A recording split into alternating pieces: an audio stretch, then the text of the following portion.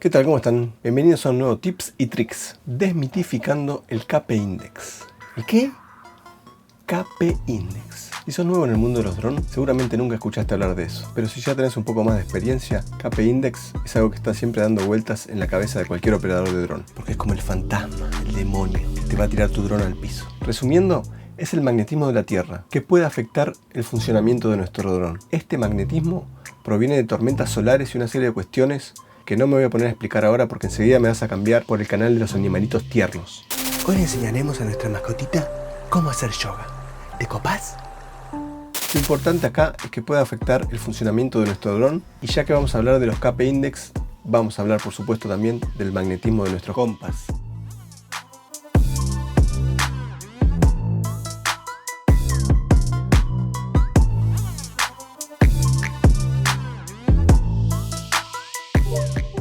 Esta cuestión es algo que me inquieta desde que empecé a volar. De hecho, lo hablábamos en los cursos e investigábamos sobre el tema para ver si realmente puede afectar el vuelo del dron. Por eso decidí seguir investigando a fondo para ver realmente cuánto hay de mito y cuánto de realidad acerca de este tema. Lo primero que hice fue llamar a 3 pilotos comerciales de confianza y consultarles si valores de KP Index altos pueden afectar de alguna manera el funcionamiento de una aeronave comercial. La respuesta de los 3 fue negativa, y en el único aspecto que podían influenciar mínimamente eran las comunicaciones radiales. Lo segundo que hice fue llamar a un técnico electrónico especializado en dron, colega y amigo Pablo Karp, y también consulté en páginas especializadas en medición de niveles de KP Index, y la conclusión que llegué es la siguiente: con niveles de KP Index de valor entre 1 y 4, nada, ni nos enteramos.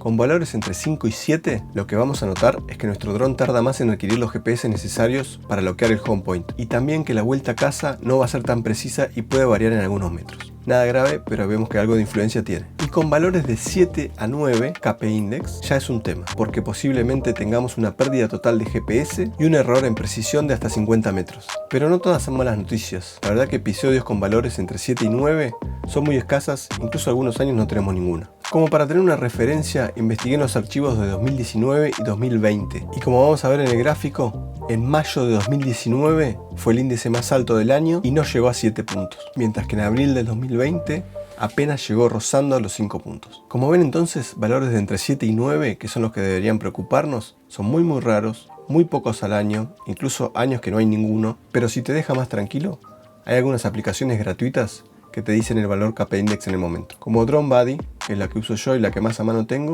y también UAV Forecast. Y por último te quería hablar un poco sobre el magnetismo no de la Tierra sino hogareño. Muchas veces cuando intentamos calibrar el compás nos tira un error o no nos deja calibrarlo.